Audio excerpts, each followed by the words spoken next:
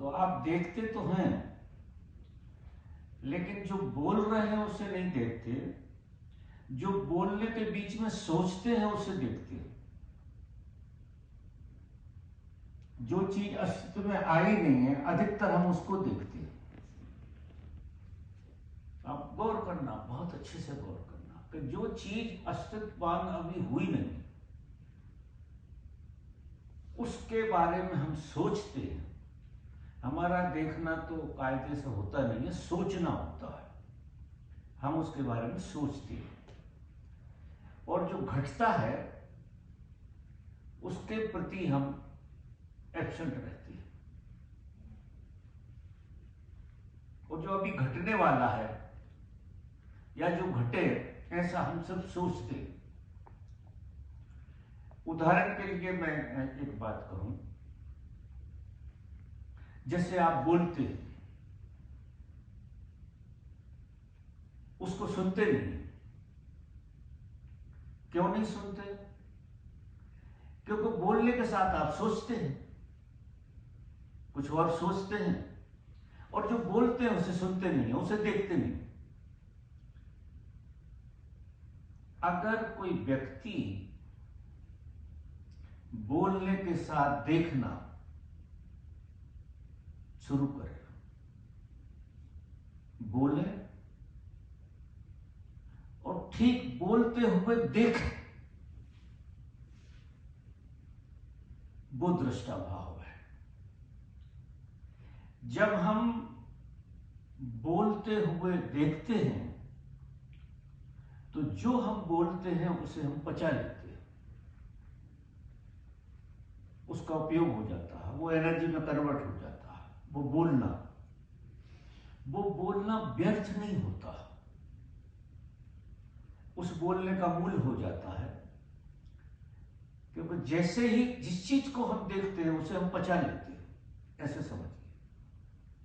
बड़ा सूक्ष्म है, लेकिन मोटे तौर से इसको अगर समझेंगे तो यहां से शुरू करना पड़ेगा कि जो भी बोलो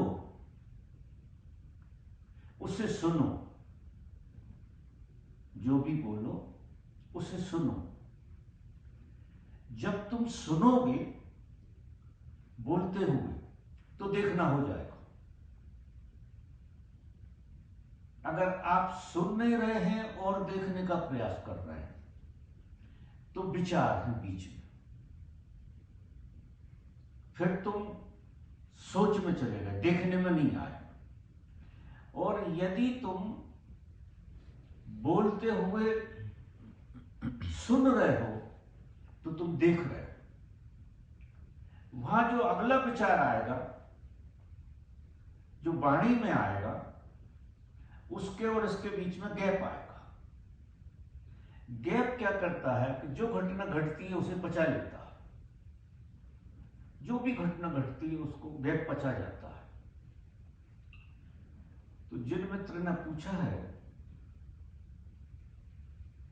कि कैसे देखते हैं, वो तो जब तुम देखोगे तो पता लगेगा।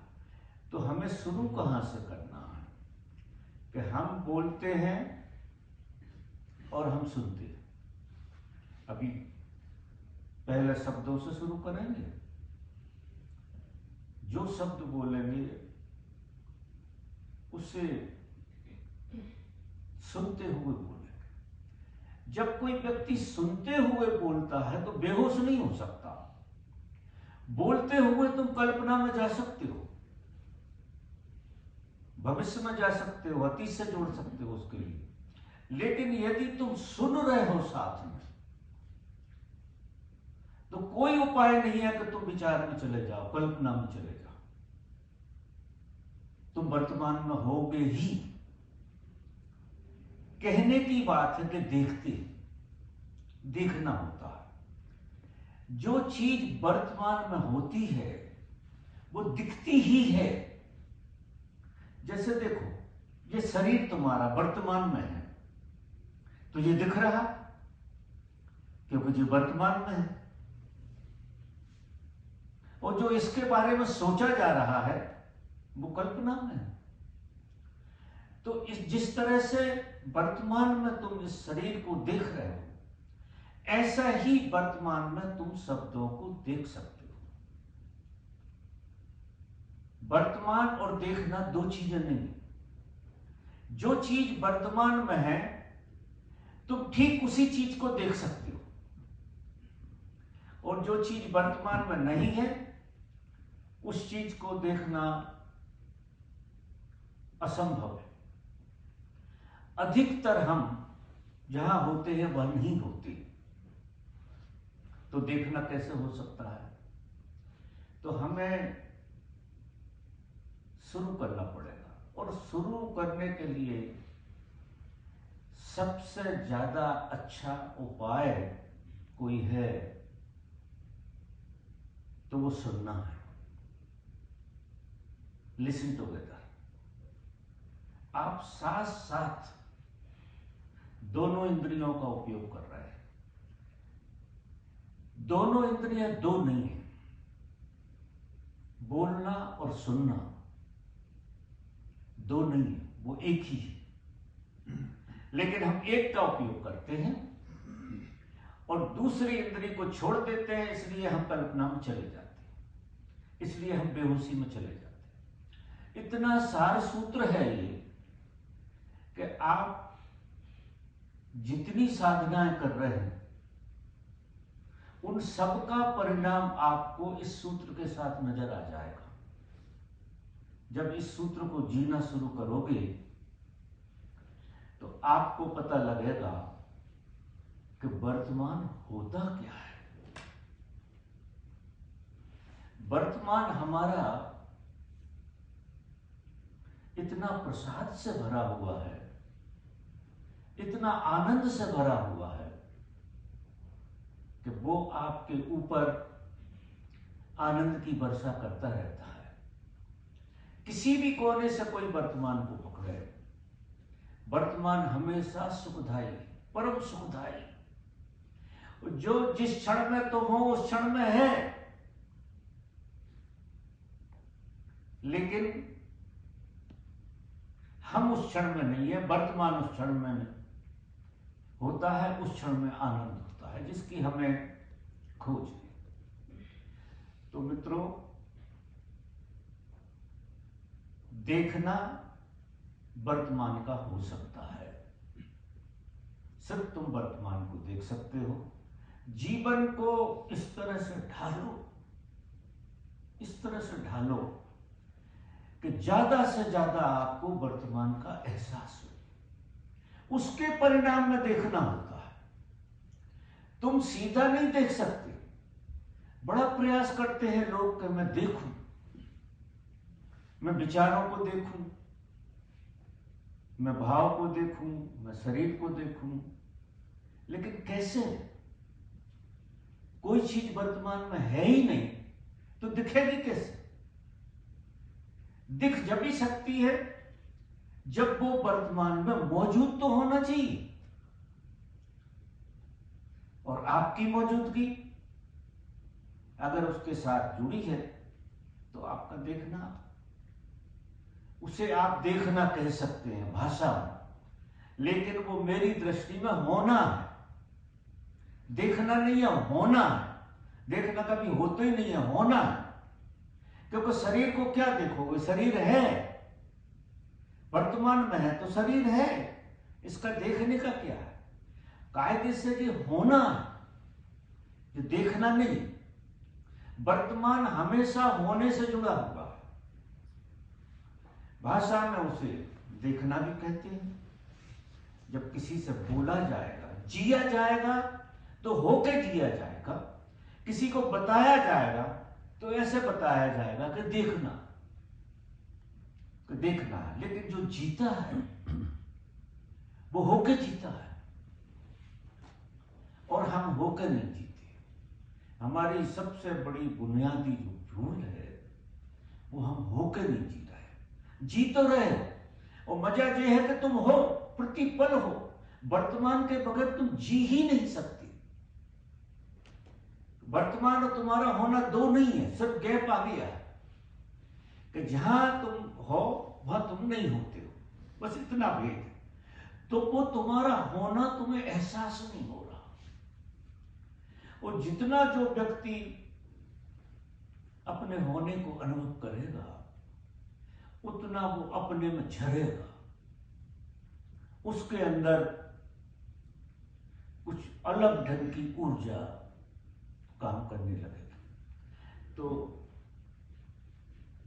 शब्दों से कितना भी मैं समझाऊं ये बात समझ में नहीं आएगी, लेकिन अगर मैं जो प्रयोग कर रहा हूं वहां से चले, आप एक दिन, मैं कहता हूं एक दिन ये प्रयोग करके देखें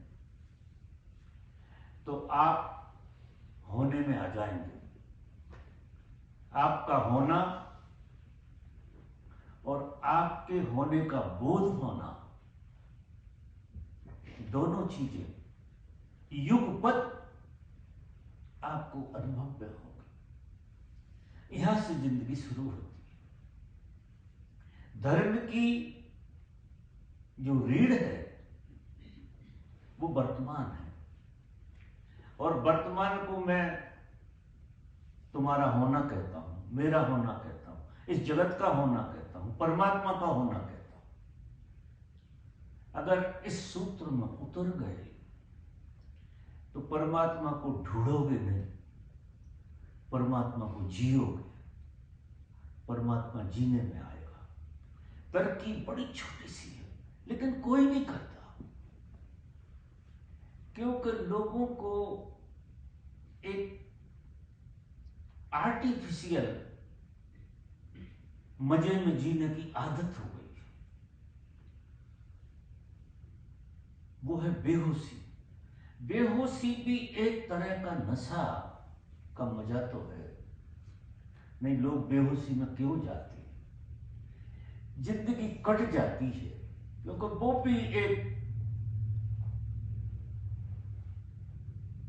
स्वाद है बेहोशी का, जैसे नींद का। जिंदगी में नींद जरूरी है, लेकिन जिंदगी में बेहोशी जरूरी नहीं है। लेकिन क्या होता है कि सारा समाज, सारी दुनिया हमें जो भी मिलती है वो हमें गिफ्ट में बेहोशी देती है। हम भी दूसरों को गिफ्ट में बेहोशी देते हैं, जिसे हम व्यवहार कहते हैं, जिसे हम संसार कहते हैं। यहां परस्पर जो भी घट रहा है, जो भी लेन देन चल रहा है, वो इतना फिजूल का है जिसका कोई अर्थ नहीं निकलता। इसलिए जिंदगी एक थकान हो जाती है, एक अभिशाप हो जाती है कि जिंदगी तो है, लेकिन जिंदगी का प्रसाद क्या है, औचित्य क्या है, वो प्रश्न खड़े रहते हैं। और हम 70-80 साल बेहोशी का मजा लेते लेते मर जाते हैं। ऐसे 99.9% लोग जीते हैं, जी लेते हैं, लेकिन जीने का पता नहीं होता। ढो लेते हैं, जीवन का बिल्कुल पता नहीं होता। तो मैं सूत्र पे आऊंगा कि सूत्र को पकड़ना, शब्दों को नहीं। मेरे शब्दों को से ज्यादा आपको लाभ नहीं होगा, लेकिन एक संकल्प जीवन में उतारना है कि मैं बोलूं। कारण क्या है कि जिंदगी बिना बोले जी नहीं जा सकती है। कम्युनिकेशन बोलने से ही होता है। बोलना जीवन की अनिवार्य चीज है, लेकिन इसका मजा लिया जा सकता है, इसको जागृति के प्रयोग में डाला जा सकता है। क्योंकि जो चीज सबसे ज्यादा हमको बेहोश करती है वही चीज सबसे ज्यादा होश में भी लाएगी।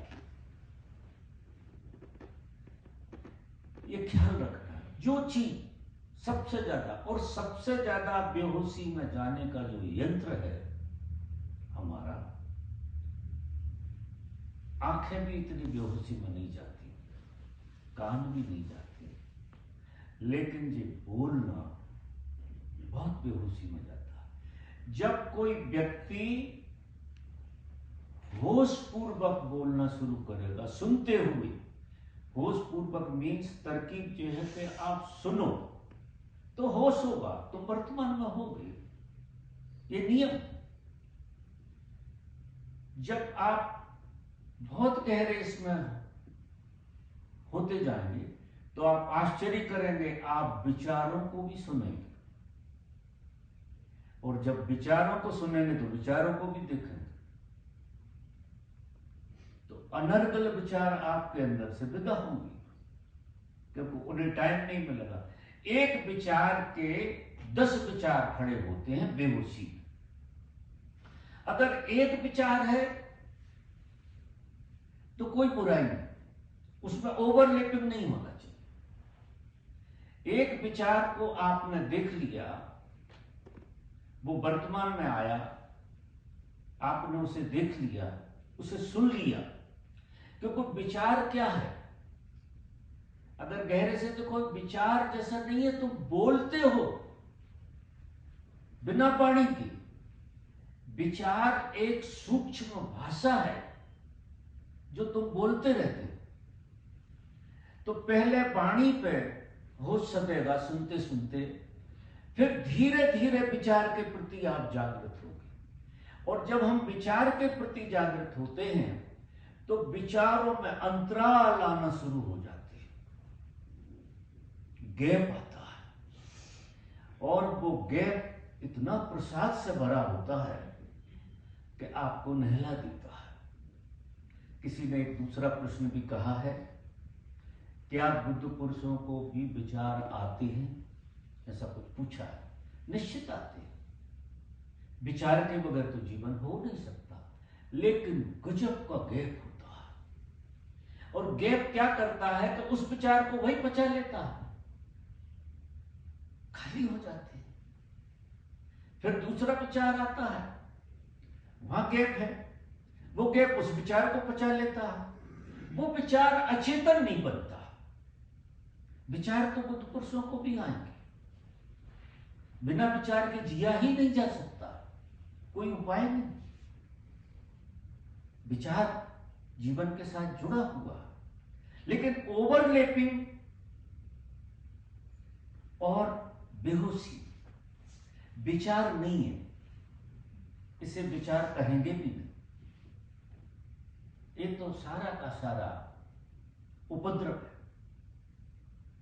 तो मित्रों, शुरू करेंगे हम वाणी से,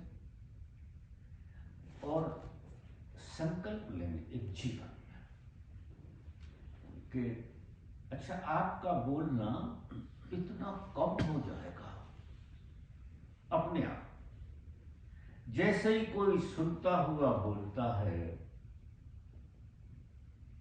फालतू की चीज बोल ही नहीं सकता, काम की चीज बोलेगा, और उस विचार को जिएगा, उस शब्द को जिएगा, उस वाणी को जिएगा, वो उसका आनंद हो जाएगा। जब आनंद अपने में बनना शुरू हो जाता है तो बाहर दृष्टि दौड़ना बंद हो जाती है, और ऐसी समझ पैदा होती है